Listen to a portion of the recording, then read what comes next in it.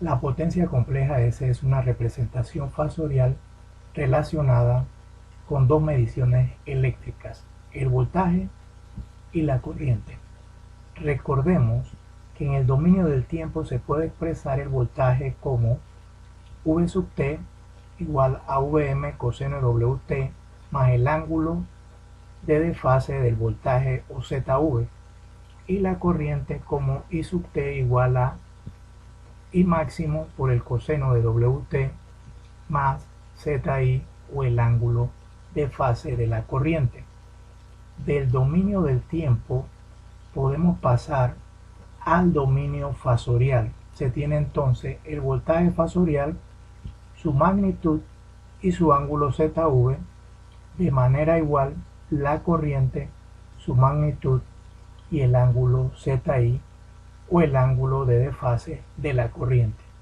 Teniendo presente estos dos ángulos, el ángulo de voltaje y el ángulo de corriente, se puede expresar la potencia compleja S o potencia aparente a través de una expresión fasorial que involucra el fasor del voltaje RMS o el fasor del voltaje eficaz por la conjugada de la corriente RMS, lo que da igual a VRMS por IRMS con un ángulo que se expresa como la diferencia de ZV menos ZI.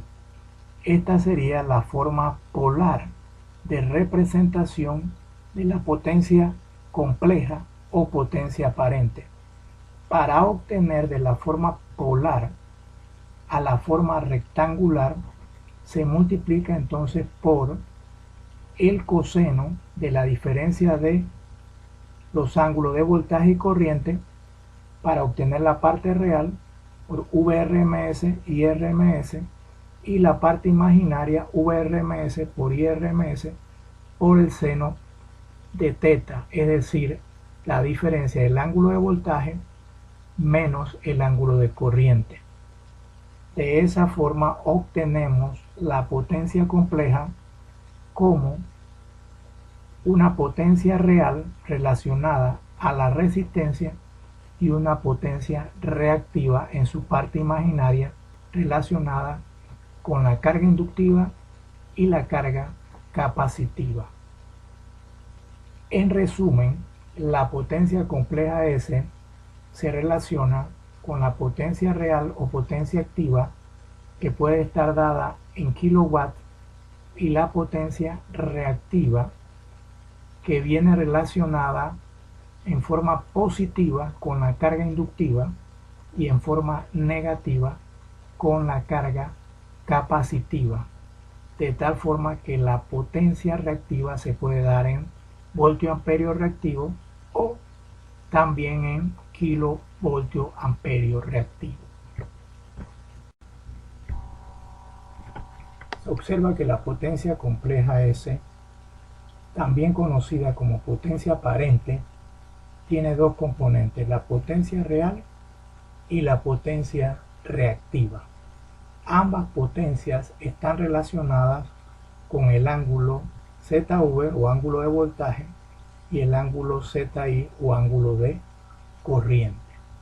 De esta forma se puede comparar el triángulo de potencia con el triángulo de impedancia, reconociendo que la potencia aparente guarda una relación con la potencia real y la potencia activa, de la misma forma que la impedancia guarda una relación con la resistencia y la reactancia, ya sea inductiva o reactancia capacitiva.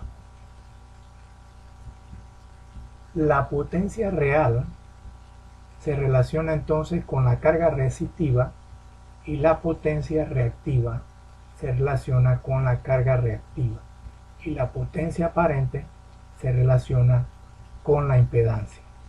Al comparar ambos triángulos, se establece en común un ángulo Z que está relacionado con la diferencia del ángulo de voltaje y el ángulo de corriente.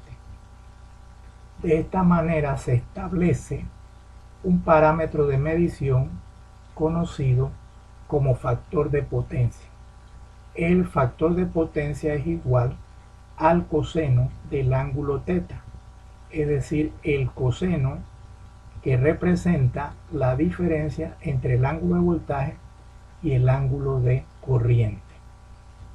Cuando hablamos de un factor de potencia en atraso, significa que el ángulo de corriente en la onda I sub t atrasa al ángulo de voltaje en dicha onda. Por lo tanto, si la corriente atrasa al voltaje, estamos refiriéndonos a un factor de potencia en atraso.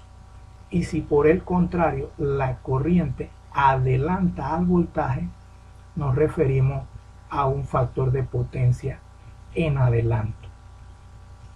El factor de potencia en atraso se asocia con una reactancia inductiva y el factor de potencia en adelanto se asocia con una carga capacitiva.